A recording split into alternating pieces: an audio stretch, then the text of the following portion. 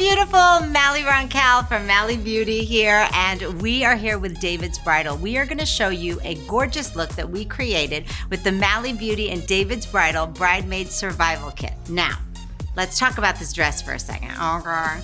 This beautiful one-shoulder wine color, gorgeous for fall, which I love. And of course, we created a fun and formal, beautiful look. Now, let's look at this gorgeous palette and let's talk about what we did. First and foremost, we took Date Night, which is this beautiful matte shade, and we put it all over Jana's lid. Now, we are gonna take Black Tie Event, which is this kind of softy pink with a little shimmer, and we put that in the inner corners of the eyes. Now, last but not least, this beautiful aubergine, deep kind of plummy shade, that's called Power Lunch, and we use that as a liner on the top, liner on the bottom, and even diffused it in the outer corners. We finished the whole gorgeous look with this beautiful bold buff gloss.